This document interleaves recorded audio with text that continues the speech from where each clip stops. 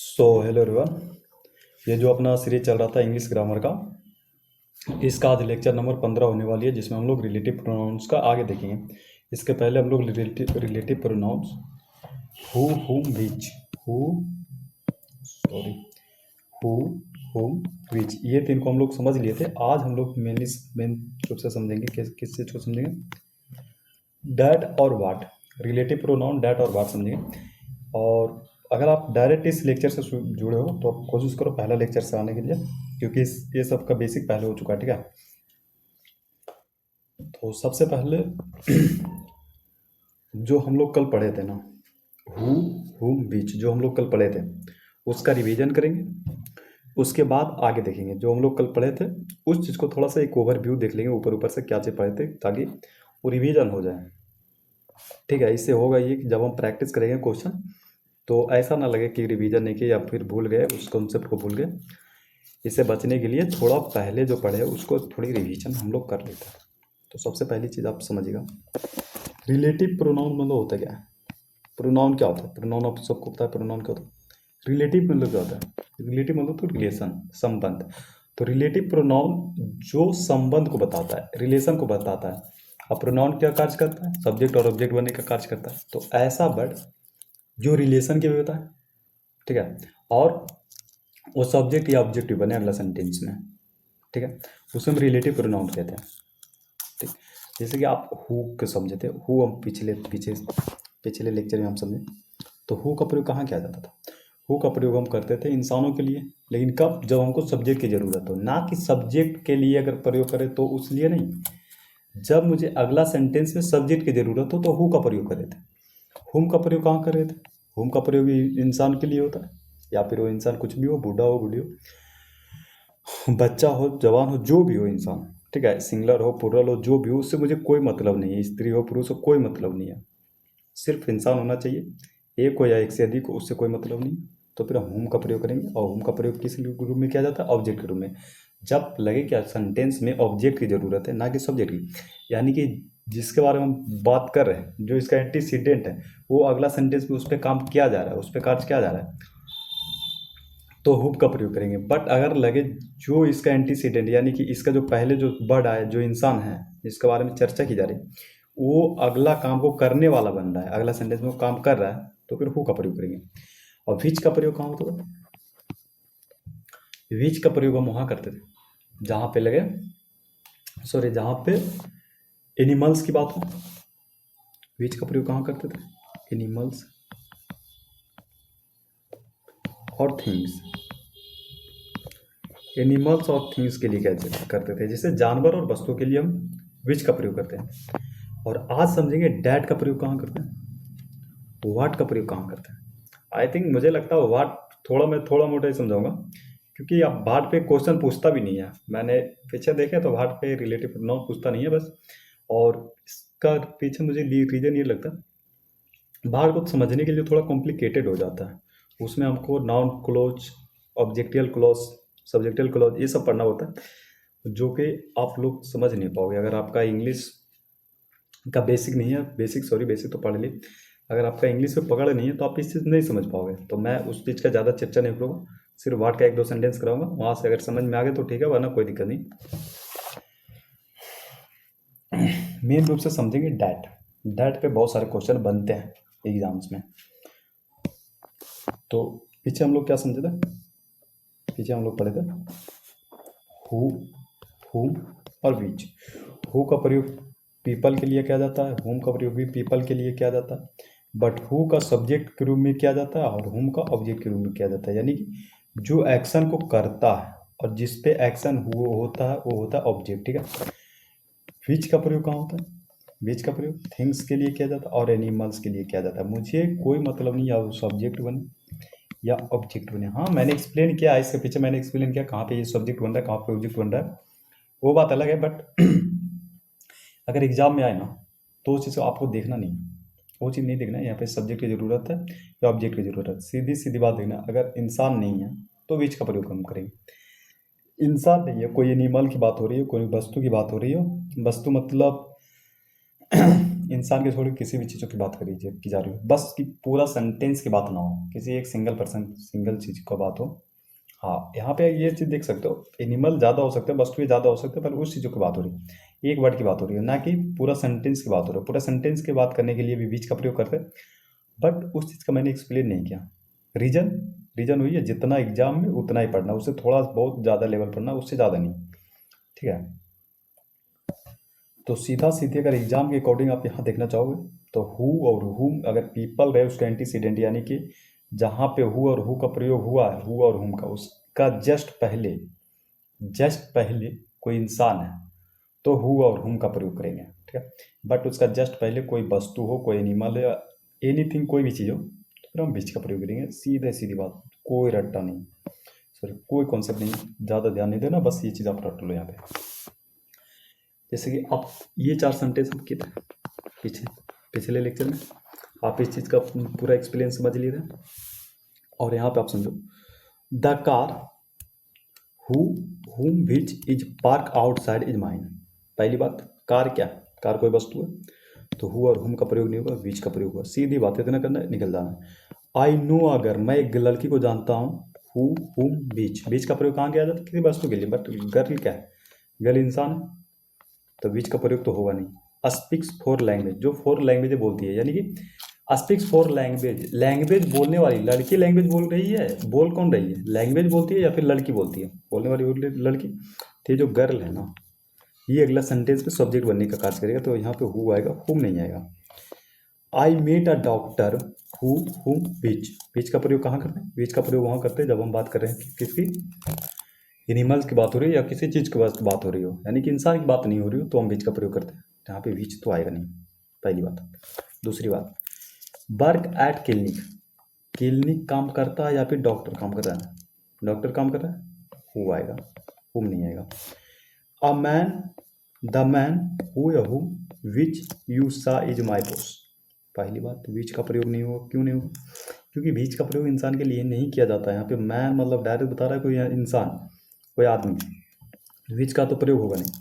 तो the man who you सा, तुमने देखा, देखने वाला कौन? तुम। किसे देखा? उस आदमी को देखा जो मेरा बॉस है। इस सेंटेंस का मतलब ये हुआ, वह आदमी जिसे यू सा, तुम देखा, इज माई बॉस, वो मेरा बॉस है। देखने वाला कौन? यू, ये हो गया अपना सब्जेक्ट, ये हो गया verb। अब इसको, इस सब्जेक्ट का, सॉरी इस verb का सब्जेक्ट मिल चुका है, मुझे चाहिए कि ऑब्जेक्ट, क्या हु आएगा? नहीं आएगा, सिंपल सी बात। इस सेंटेंस पे आप समझो, रिवर, रिवर क्या है? क्या इंसान है? नहीं, विच मारो ना भाई, हु और हुम में कोई झंझट नहीं। सॉन्ग इंसान है? नहीं, विच। सिटी इंसान है? नहीं, विच। डांसर, हाँ डांसर इंसान है। अब यहाँ पे देखना पड़ेगा हु होगा या हुम होगा, क्यों? अब ये जो डांसर है ना, ये जो डांसर है, अगला सेंटेंस में वो सब्जेक्ट होना चाहिए, तो अब हम हु मानेंगे, और न तो ऑब्जेक्ट हो, ऑब्जेक्ट की काम कर रहा है, तो फिर हम हुम मानेंगे। तो ये चीज़ कैसे पता चलेगा? ये चीज़ हमको पता चलेगा सेंटेंस पढ़ने से, उसको ग्रामर चेक करने से। पहली बात, आप ग्रामेटिकली देखो यहाँ पे, द डांसर हु, द हुम, जहाँ हु का इसका मीनिंग निकालो जो, और हुम लगा रहे हो तो इसका मीनिंग निकालो जिसे। तो पहली बात, आप ये हु छोड़ दो, ये हु को हटा दो यहाँ से।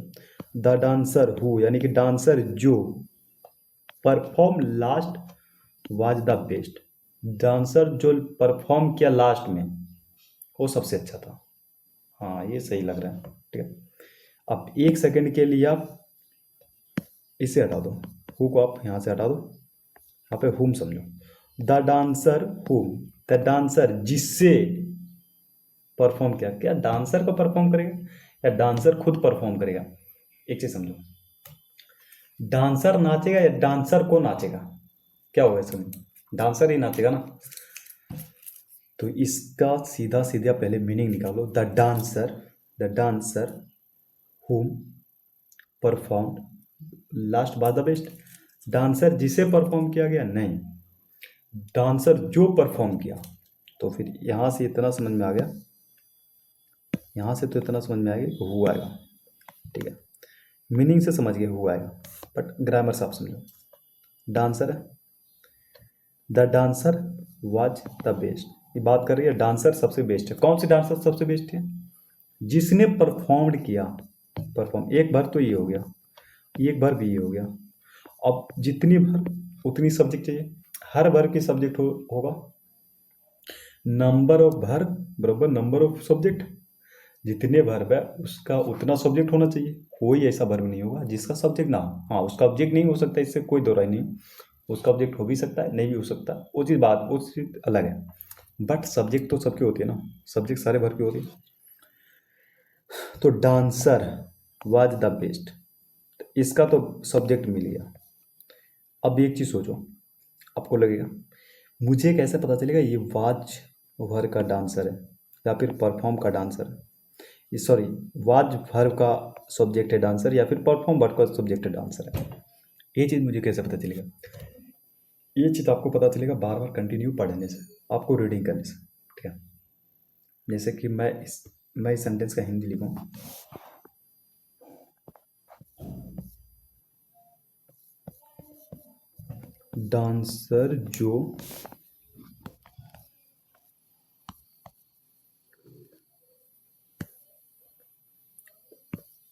डांसर जो परफॉर्म किया लास्ट में वो सबसे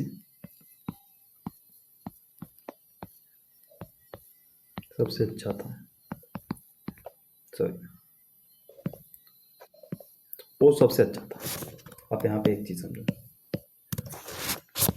डांसर कौन अच्छा था? कौन अच्छा था? अगर हिंदी मीडियम से हो ना तो ये सेंटेंस आपको पढ़ने से पता चल जाना चाहिए। ये जो परफॉर्म है ना, ये किसका परफॉर्म का सब्जेक्ट कौन होगा? ये जो होगा या फिर डांसर होगा? ये डांसर जो परफॉर्म किया, इसका तो ये सब्जेक्ट मिल रहा है ना, जो परफॉर्म किया वो डांसर अच्छा था। ये जो वाज था ना, ये जो वहाँ पे लिख रहे थे वाज, उस वर्ब का सब्जेक्ट कौन होगा? डांसर। ठीक है, तो ये चीज़ कैसे पता चलेगा? ये चीज़ आपको पता चलेगा रीडिंग करने से। बट अगर उतना नहीं है, अगर सिर्फ आप डायरेक्ट क्वेश्चन बना रहे हो तो सीधी बात समझो, परफॉर्म भी वर्ब हो गया, बाद भी वर्ब हो गया, मुझे चाहिए ऑब्जेक्ट, सॉरी मुझे चाहिए सब्जेक्ट, यहाँ पे आएगा हु, क्योंकि डांसर परफॉर्म करने वाला है ना कि उस डांसर को परफॉर्म किया गया। ठीक है, अगर इतना समझ लो तो आपके अकॉर्डिंग ये एग्जाम की अकॉर्डिंग है ये सब। ये चीज समझो, द मैन स्टोल माई पास, आदमी जो, या फिर ऐसे समझो, हु मतलब क्या होता है? जो। विच मतलब जो या जिसे जो भी, इसका दोनों मीनिंग आप समझो। क्यों? क्योंकि इस ये सब्जेक्ट के रूप में भी कार्य करता है, ऑब्जेक्ट के रूप में भी कार्य करता है, तो इसका दोनों मीनिंग समझो, विच का और जो या जिसे दोनों समझ लीजिए। विच हु मतलब होता है जिसे। ठीक है, इसे आपको, तो द मैन जो जो मेरा पर्स चुराया या जिसे मेरा पर्स चुराया, पास चुराया, पास सॉरी, द मैन यानी आदमी जो मेरा पास चुराया या आदमी जिसे मेरा पास चुराया। अगर यहाँ जिसे आप लिख दोगे, आदमी जिसे मेरा पास चुराया, अगर आप यहाँ हुम लगा दोगे ना, ये जो हुम है ना आप यहाँ पे लगा दो, तो इसका मतलब पता है क्या हो गया? इसका मतलब हो गया जो पासेज है ना, प्रोसेस, पासेज का मीनिंग सही है क्या? ये जो पासेज है ना, आई थिंक पासेस का मीनिंग देखता हूँ भाई।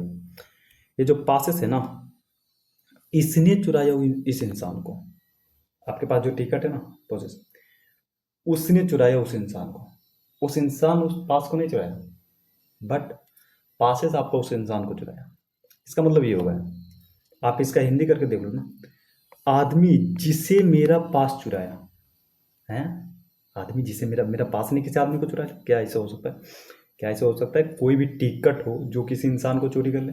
नहीं, टिकट को इंसान भले चोरी कर सकता है, टिकट थोड़ी इंसान की चोरी करेगा भाई, सीधी बात। ग्राम पहले मीनिंग सब समझो, और हुम लगा देगा ना, तो यहाँ पे जिसे की जगह आप जो लिखो, आदमी जो मेरा पास चुराया, यानी कि आदमी पास चुराने वाला हो गया। तो पहली बात, अगर आप मीनिंग से समझ रहे हो, आप अगर मीनिंग से समझ रहे हो तो इतना तो पता चलेगा हु आएगा, ये सब नहीं आएगा। विच क्यों नहीं आएगा, बात बात हो रही है मैन की, ठीक है ना। समझ, अब ग्रामेटिकली आप समझो। मैन सब्जेक्ट हो गया, ठीक है, एक बार भी हाँ हो गया, हेल्पिंग वर्ब, ये मेन वर्ब, यानी कि एक बार भी हाँ हो गया, बाय प्रीपोजिशन हो गई, प्रीपोजिशनल ऑब्जेक्ट हो गया, इतना तो आपको पता होगा। एक बार भी हाँ हो गया, हेल्पिंग वर्ब मेन वर्ब, यानी कि इन दोनों को एक सब्जेक्ट चाहिए और एक किसका सब्जेक्ट चाहिए। और मेरे पास सब्जेक्ट सिर्फ है एक, अगर मैं होम लगा दूंगा तो ऑब्जेक्ट हो जाएगा दो। ऑब्जेक्ट जो होगा, जो कि इसका एक ऑब्जेक्ट मिल चुका है, स्टोल का एक ऑब्जेक्ट मिल चुका है, अरेस्टेड, अरेस्टेड ये पैसिव में है, ये पैसिव में है इसलिए इसका ऑब्जेक्ट नहीं आ रहा है, बट अगर एक्टिव में लिखा होता तो इसका ऑब्जेक्ट आता, ठीक है। एक्टिव पैसिव क्या होता है, जब हम वॉइस पढ़ेंगे तो वहाँ पे देखेंगे, ठीक। तो मुझे चाहिए एक सब्जेक्ट और, दो वर्ब हो गया, उसके लिए मुझे एक सब्जेक्ट और चाहिए, फिर हु का प्रयोग करो। ग्रामर ये कहती है, और मैं कहता हूँ आप मीनिंग से समझो, मीनिंग से इजी है, भले आप पढ़ने में थोड़ा कठिन होगा, समझने में थोड़ा कठिन होगा, बट मीनिंग उसका हिंदी करके देखो, उसका मतलब समझो, तो 80% तो कुछ को इंग्लिश नहीं खत्म हो जाएगा। जैसे this book is the book, this is the book, ये बुक है, जिसे बाउट, जिसे खरीदा गया या जो खरीदा, ऑप्शन। बुक किसी को खरीदा या फिर बुक को खरीदा गया, क्या आप मीनिंग निकालोगे। आप ये वीडियो यहाँ पे पॉज करो और ये पहले बताओ इसका मीनिंग क्या निकलेगा, क्योंकि इसका एक्सप्लेनेशन अभी जस्ट पहले मैंने किया है। इतना तो कर सकते हो ना, पहले ये करो।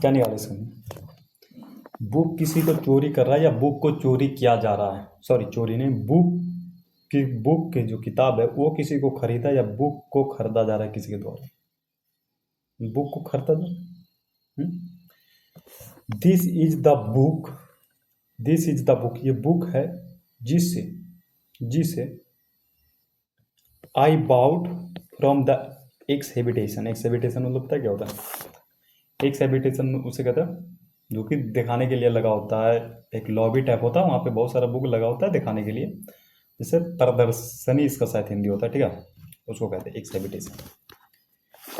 तो देखो मीनिंग सिंपल है, हु हुम नहीं आएगा, ये सब तो आएगा नहीं, आएगा विच, क्यों, क्योंकि किसी वस्तु की बात हो रही, बट थोड़ी ओवर ज्ञान के लिए बात मैं करूँ, ये जो विच है ना, ये ऑब्जेक्ट के लिए भी काम करता है, सब्जेक्ट के लिए भी काम करता है, बट यहाँ समझो ऑब्जेक्ट बन रहा है और सब्जेक्ट बन रहा है, बुक की बात हो रही है, बुक को खरीदा जा रहा है ना कि किसी बुक ने खरीदा किसी को, तो यहाँ पे विच तो आएगा, बट ये सब्जेक्ट होगा, ये तो मीनिंग्स होगा।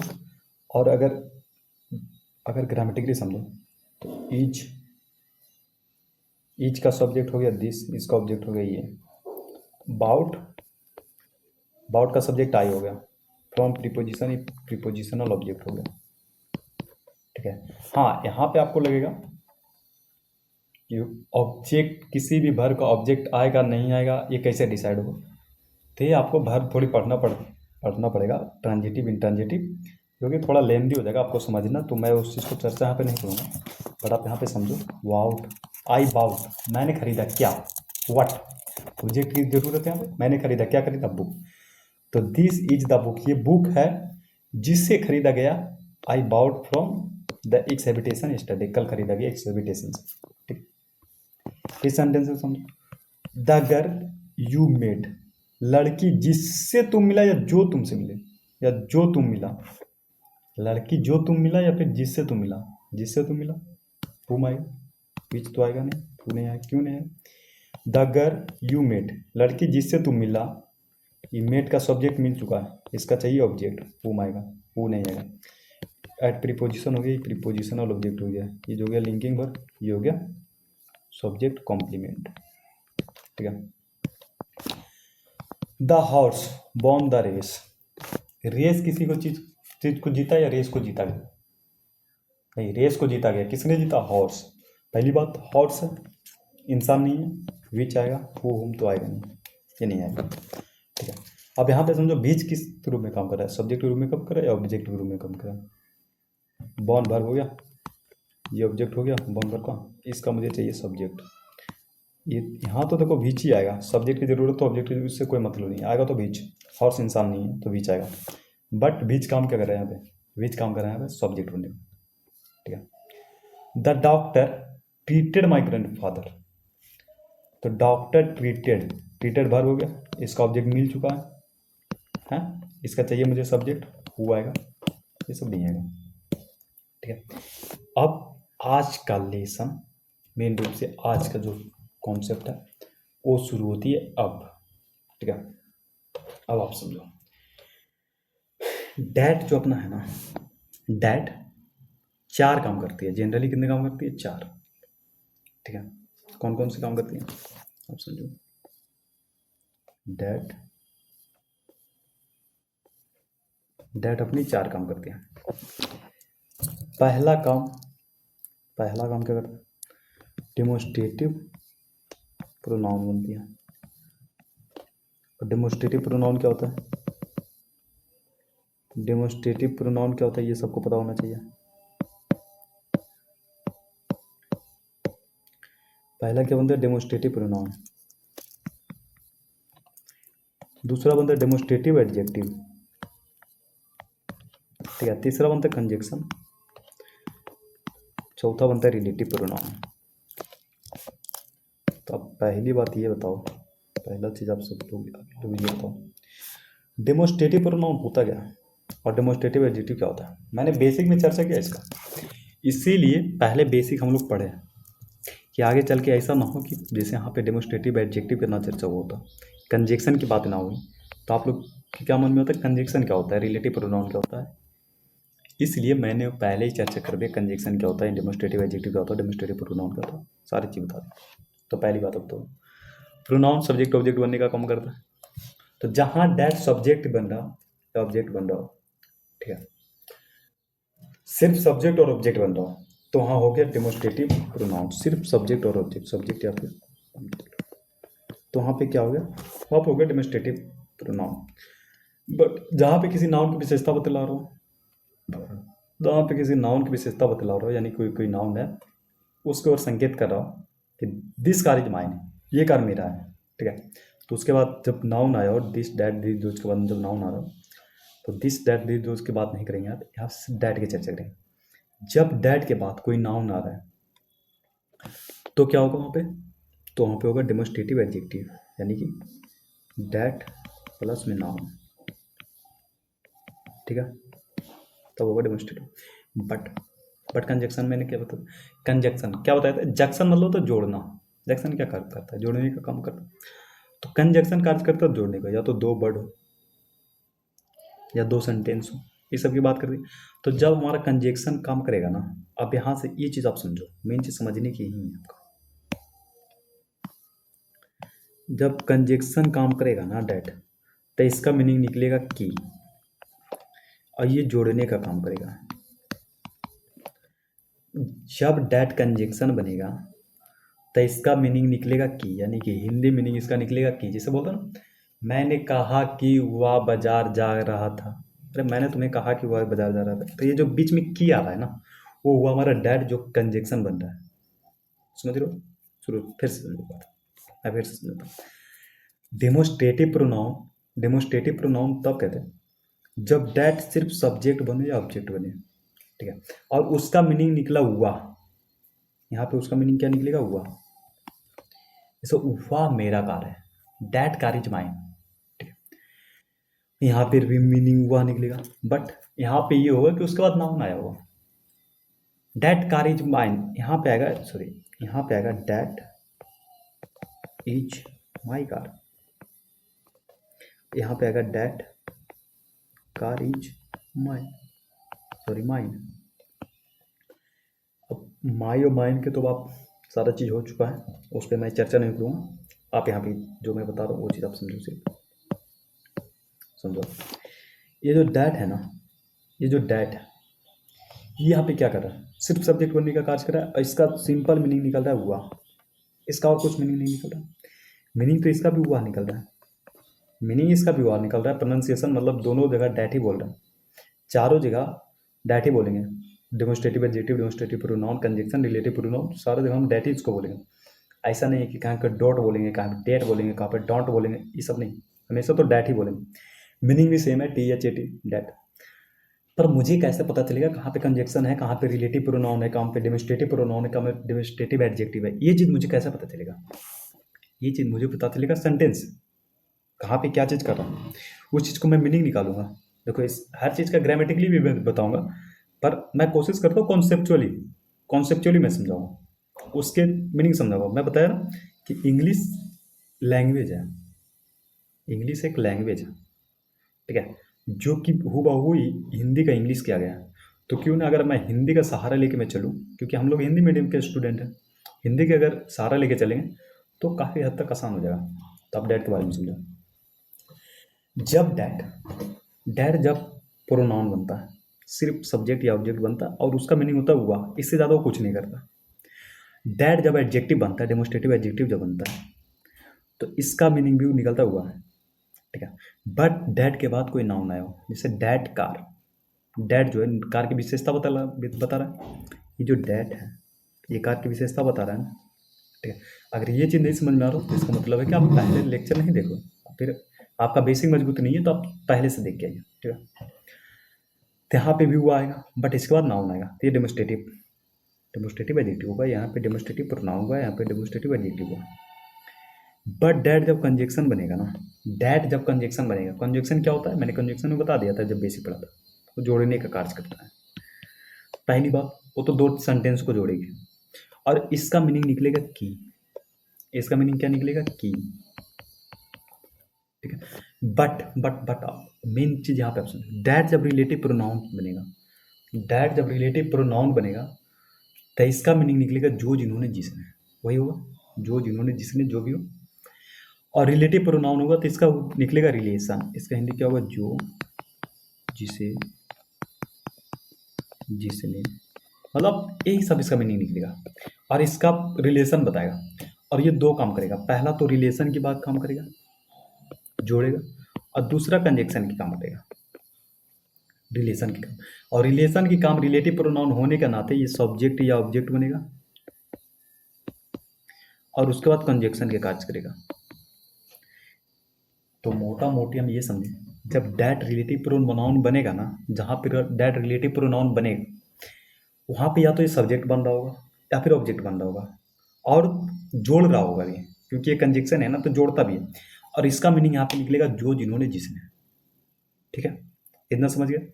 अब जितना बताया उतना चीज़ आप खुद से फिर से ये बोर्ड देखो, अपने पास अपना मोबाइल देखो, अपना लैपटॉप देखो, उसके बाद इस चीज़ पे आप ध्यान दो। मैंने जितना एक्सप्लेन किया वो चीज़ आप खुद अपना दिमाग में 30 सेकेंड घूराओ, और उसके बाद दोबारा फिर इस पे चर्चा करेंगे। उसके बाद फिर इधर देखो 4 सेंटेंस है, फिर यहाँ पूछेंगे कौन, कहाँ पे कौन चीज़ बन रहा है। उसके बाद हम लोग पढ़ेंगे डैट रिलेटिव प्रोनाउन का कार्य, मेन रूप से। पहले आप डैट जितना पीछे पढ़े हैं वहाँ पे पढ़ो, नहीं तो इसका रीजन क्या पता क्या हो जाएगा कि अगर सिर्फ यहाँ रिलेटिव प्रोनाउन बताऊंगा तो फिर रूल रट्टा वाला पढ़ने से और इससे पढ़ने से, कॉन्सेप्चुअली पढ़ने से कोई फर्क नहीं पड़ेगा। फिर आपका तो खिचड़ी बन ही जाएगा कि डैट हर जगह कहाँ कुछ पढ़ाते, कहाँ कुछ, यहाँ कुछ। इसलिए मैं इस तरह से पढ़ा हूँ। तो पहले आप इसको 30 सेकेंड पढ़ो, उसके बाद देखेंगे, ठीक है।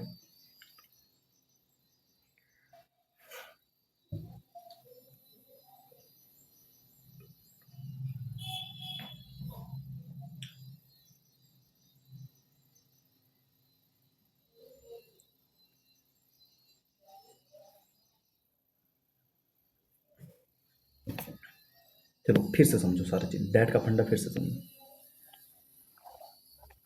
तो ग्रामर में डीप नॉलेज तो एक्सप्लेन नहीं करूँगा ज़्यादा पूरा डीप में, ठीक है, बट जितना करूँगा सही से करूँगा मैं, जितना ज़रूरत है उतना ही करूँगा। पहली बात आप सुनो, डैट का कितने कार्य है, डैट का अपना कार्य है 4, डैट का कितने कार्य है 4। पहला डेमोस्ट्रेटिव प्रोनाउन बनता है,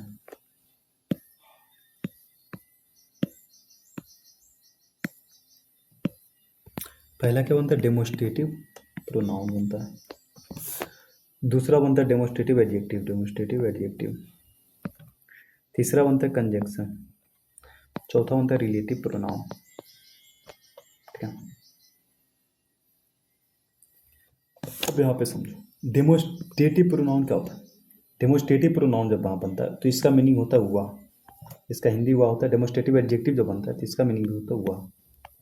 ठीक है, इसका मीनिंग भी होता है हुआ। बट जब कंजक्शन बनेगा ना तो इसका मीनिंग निकलेगा की, और रिलेटिव प्रोनाउन बनेगा ना तो इसका मीनिंग निकलेगा जो, जिसे, जिसने, जिन्होंने, यही सब इसका मीनिंग निकलेगा। ठीक है, इसका पहले मैंने मीनिंग की बात की। दूसरी बात, डेमोस्ट्रेटिव बनेगा तो इसका काम होगा सिर्फ डेमोस्ट्रेटिव प्रोनाउन बनेगा तो या तो सब्जेक्ट बनेगा या फिर ऑब्जेक्ट बनेगा, और इसका इसके अलावा कोई कार्य नहीं है। डैट का इसके अलावा कोई कार्य नहीं। और हाँ, एक चीज़ मैं आपको रिवाइजन करवा दूँगा। जैसे दिस डैट जहाँ पर पढ़ाया था तो दिस और दिज नज़दीके के लिए किया जाता है, डैट और दोज दूरी के लिए किया जाता। तो चीज़ हो चुका है। यहाँ पे मैं सिर्फ डैट का फंडा पढ़ा रहा हूँ। ये मत समझना कि आगे दिस का भी फंडा चलेगा, आगे दिज का भी फंडा चलेगा, आगे दोज का भी चलेगा, नहीं, सारा इतना काम नहीं करता। कंजक्शन बनने का या रिलेटिव प्रोनाउन सिर्फ डैट बनता है, बाकी कोई नहीं बनता। ठीक है, तो जब डैट डेमोस्ट्रेटिव प्रोनाउन बनेगा ना तो वहाँ पे सब्जेक्ट ऑब्जेक्ट बनेगा, इसका मीनिंग होगा हुआ। इसके अलावा ये कुछ काम नहीं करेगा। डैट जब डेमोस्ट्रेटिव एडजेक्टिव बनेगा तो फिर इसका मीनिंग होगा हुआ। और एडजेक्टिव का कार्य क्या है, किसी नाउन प्रोनाउन की विशेषता बतलाना। और मैंने डेमोस्ट्रेटिव एडजेक्टिव में क्या बताया था, इसके बाद हमेशा कोई ना कोई नाउन तो आएगा, तभी यह डेमोस्ट्रेटिव एडजेक्टिव होगा, जिसकी ओर ये संकेत करेगा कि दैट कार इज माइन, ये वो आकार मेरा है। जैसे that is my car, that car is mine. समझ रहे हो, ये जो डैट है ना इसके बाद ये वर्ब आ रहा है, कोई नाउन नहीं आ रहा है, यानी कि सब्जेक्ट बन रहा है, तो ये हो गया प्रोनाउन। बट ये जो डैट है ना इसके बाद तो नाउन आ रहा है, डैट कार, डैट कार, इसके बाद नाउन आ रहा है, यानी कि ये बनेगा डेमोस्ट्रेटिव एडजेक्टिव। बट जब कंजक्शन बनेगा ना तो इसका मीनिंग निकलेगा सिर्फ की, सिर्फ निकलेगा की। और जब रिलेटिव प्रोनाउन बनेगा ना तो इसका मीनिंग निकलेगा जो, जिन्होंने, जिसने। ठीक, बट आप समझा रहे, जब डैट सिर्फ कंजक्शन, जब डैट कंजक्शन बनेगा, सॉरी, जब डैट कंजक्शन बनेगा तो सिर्फ कंजक्शन बनेगा, सब्जेक्ट ऑब्जेक्ट नहीं बनेगा यहाँ पे, सब्जेक्ट ऑब्जेक्ट ये नहीं बनेगा यहाँ पे। पहली बात ये चीज़ आप लिखना, ये चीज़ आप यहाँ पे नोट करके लिखना, ऐसे करके सब्जेक्ट ऑब्जेक्ट, और ऐसे करके काटना कि जब डैट कंजक्शन बनता है तो सब्जेक्ट ऑब्जेक्ट नहीं बनता।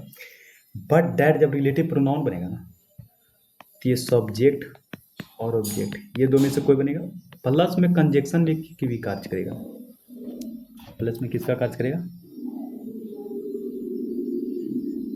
प्लस में कंजक्शन के भी कार्य करेगा। ठीक है, अब इसके थ्रू आप ये 4 सेंटेंस है, आप इस 4 सेंटेंस को करो, आप इस 4 सेंटेंस को करो, उसके बाद आगे बढ़ते डैट का फर्क पड़ता है।